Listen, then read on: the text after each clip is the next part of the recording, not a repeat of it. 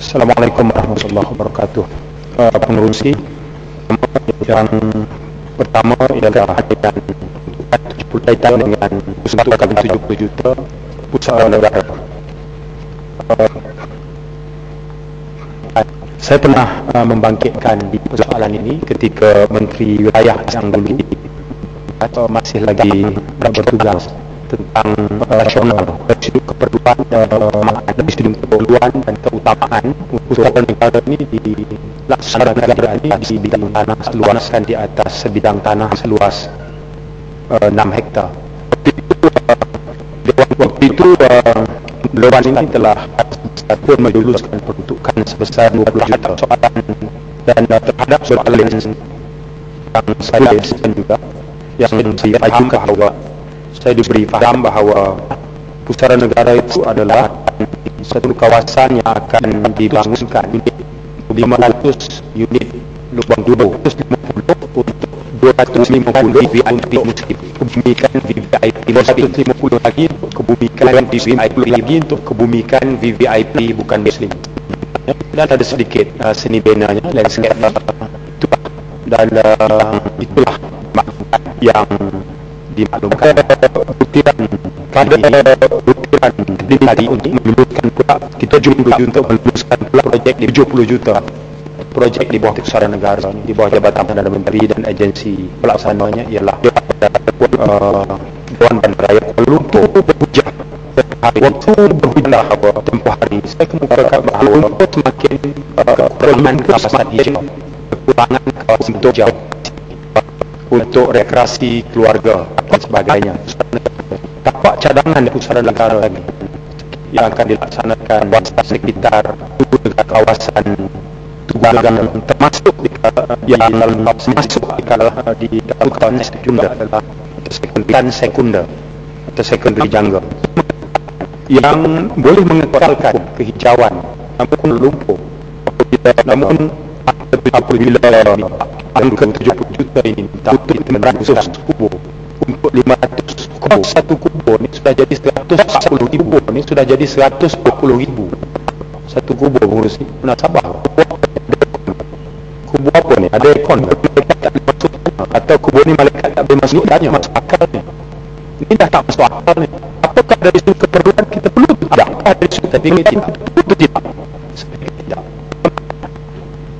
Keutamaan? Tidak juga. Jadi apakah wajar di sini saya anjurkan untuk di sini saya anjurkan angka itu kembali, angka itu disematkan yang kembali. Dan yang kedua, kerana ianya bukan satu keperluan yang mendesak, saya pun agar terhadap angka ini tiba-tiba menjadi pada 20 juta menjadi 70 juta. Saya ingin mendapat penjelasan daripada Menteri kenapa nantinya apakah komponen projek ini sampai melonjak ke angka 70 juta untuk 500 lubang kubur ni. Yang kita fahamlah bila seorang anak Adam itu meninggal dunia, bukan tempat dia kuburkan itu yang dipentingkan. Pertama ialah ilmu yang bermanfaat yang pernah dia buat masa hayatnya. Yang kedua, anak-anak yang soleh yang selalu mendoakan. Yang ketiga ialah sedekah dia, amal jariah dia, bukan tempat dia dikuburkan. Apalagi bila dana rakyat sebesar 70 juta nak kita diminta meluluskan. Pengurusi 65 juta untuk Seri Perdana. Saya sempat membuat sedikit kerja rumah ke pusat sumber Parlimen. Satu ketika kos baik pulih Seri Perdana pernah ditanya oleh Wakil Parit Bunta waktu itu, Datuk Dr. Hassan Ali, dan dijawab oleh Timbalan Menteri Jabatan Perdana Menteri, Wakil Kubang Pasu Datuk Johari. Kos baik pulih waktu itu di bawah Perdana Menteri yang lama ialah 17 juta. Kebetulan saya pernah sampai Seri Perdana waktu isteri kepada bekas Perdana Menteri Tan Sri Abdullah Badawi meninggal. Saya sempat menziarahinya bersama Menteri Besar Kelantan. Seri Perdana memang satu bangunan yang cukup indah. Dan apalagi setelah melalui proses baik pulih, menelan belanja 17 juta, itu rekod parlimen waktu itu. Ya, kita tak nampak munasabahnya untuk peruntukan sebesar 65 juta. Kali ini kita diminta untuk meluluskannya. Kalaupun terpaksa lah dengan berat hati, kita nak diminta meluluskan juga. Bolehkah? Ataupun bukan soal bolehkah, saya menuntut dan memohon agar pihak kerajaan dapat memberikan itemize-nya, item-item yang menelan belanja sebesar 65 juta ini. Sebab waktu dibangunkan dulu Sri Perdana itu cuma menelan belanja 24 juta. Ini sudah lebih pada kos asal dia bangunan itu dibangunkan. Dan hari ini pun kita terus membayar kepada Perbadanan Putrajaya yang angkanya memakan jutaan ringgit juga setahun kos sewanya. Jadi mahligai ini sudah menjadi cukup megah, cukup hebat. Biarlah saya mengambil ini sebagai peringatan untuk diri saya dan diri pemerintah. Boleh diingatkan dengan teguran Abu Zar Al-Ghifari kepada Muawiyah bin Abi Sufyan. Tegur Abu Zar, kenapa mesti kamu bina rumah besar, wahai khalifah? Apakah kamu menggunakan harta rakyat, Baitul Mal? Itu salah. Apakah kamu menggunakan duit kamu sendiri? Itu juga salah, sebab kamu mengguna lebih daripada keperluan kamu. Bukanlah terlalu lambat untuk kerajaan meneliti semula perbelanjaan sebesar 65 juta ini ketika masih banyak keperluan lain yang boleh kita manfaatkan.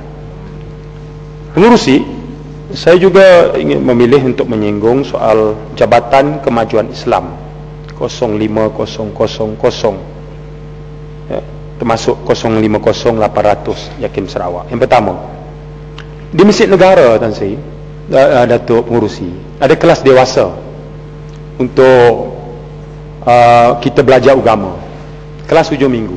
Pelajarnya ada bekas menteri, ada bekas ketua pengarah perguruan tinggi kerajaan, ada artis, Julius Siduro pun belajar di situ. Bekas menteri kita Datuk Aziz Samsudin pun belajar di situ. Ramai bekas. Dia belajar balik Quran, kenal alif bata, kaedah Iqra. Sebab dulu tak sempat. Ya, dia balik lambat. Dia bukan ni. Jadi mereka belajar, alhamdulillah. Mereka diajar oleh tenaga pengajar lulusan universiti tempatan dan luar negara.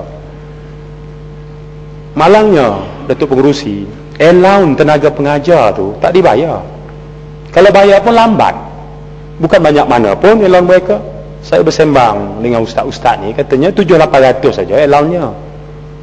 Dan khabarnya kalau habis batch awal ni pun kelas tu dah nak ditamatkan. Dan ini tak masuk akal. Kerana perbelanjaan di bawah Jabatan Perdana Menteri ini angkanya besar, 10 bilion, 12 bilion. Jadi untuk kelas dewasa yang memberi peluang kedua kepada orang Islam untuk belajar balik, tiba-tiba kita bagi layanan sebelah mata saja, ya, asal boleh saja kita buat, ya. Begitu juga atas masalah yang sama, tunggakan allowance bilal, imam dan pegawai takmir masjid ini. Ya, baru ni saya ke Sarawak untuk pengerusi, rakan-rakan di sana minta saya sampaikan, ya, Jakim Sarawak ni katanya gagal membayar allowance bilal, imam dan pegawai takmir masjid di bawah Jakim, tertunggak hampir 3 bulan, dan terpaksa pinjam duit daripada tabung Persatuan Kaki Tangan Jakim bagi melunaskan bayaran untuk mereka menyambut Syawal tempoh hari. Masa raya tu tak boleh bayar gaji lagi, terpaksa pinjam daripada tabung Persatuan Kaki Tangan Jakim untuk bayar gaji, dengan janji bahawa apabila suntikan kewangan dimasukkan dalam bajet baru Jakim Sarawak, barulah bayar balik. Ini allowance-nya bukan banyak mana pun. Allowance-nya cuma RM400 sebulan, dan tunggakan keseluruhannya cuma RM50,000. Jadi kalau kita tangguhkan dulu repair rumah Perdana Menteri 65 juta, tangguh sekejap bina lubang kubur 140,000, ini masalahnya selesai. Pengurusi dah signal untuk saya gulung. Yang akhirnya pengurusi, ialah Institut Latihan Islam Malaysia, Pengerusi. Ini cerita pas Institut Latihan Islam ni, Pengerusi, kerja dia buat kursus lah. Tapi kebelakangan ini, kerana masalah kewangan yang ketara, rakan-rakan saya di ILIM bagi tahu, program mereka mulai Julai hingga Disember 2010 terpaksa dikurangkan. Dan dipahamkan ada arahan daripada pengarah supaya ke-6 pusat latihan itu batalkan kursus yang telah dijadualkan dan teruskan kursus yang dijemput oleh pihak luar saja.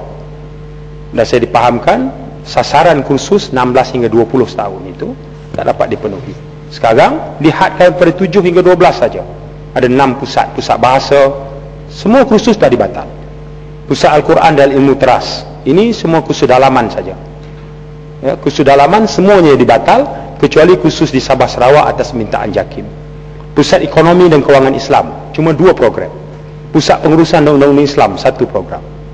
Ya, begitu Pusat Pembangunan Keluarga Islam dan Pusat Pengurusan Sains Dakwah. Dan saya dapati bahawa ditawarkan juga Diploma Pengurusan Islam yang baru dilaksanakan di ILIM, tempoh pengajian 6 bulan. JAKIM iktiraf. Masalahnya ialah tenaga pengajar yang tak ada. Yang berlaku sekarang ialah ILIM dia ambil di kalangan kaki tangan yang sedia ada, sedangkan jawatan mereka itu bukan untuk mengajar, ya. Supaya mengajar mereka itu yang sebenarnya tak termasuk pun dalam skop tugas mereka. Dan ini berlaku menunjukkan agak kelang kabut sedikit. Saya mohon menteri yang berkenaan ketika penjawab dapat memberikan penjelasan perkara ringkas yang saya bangkitkan tadi. Terima kasih, Pengerusi.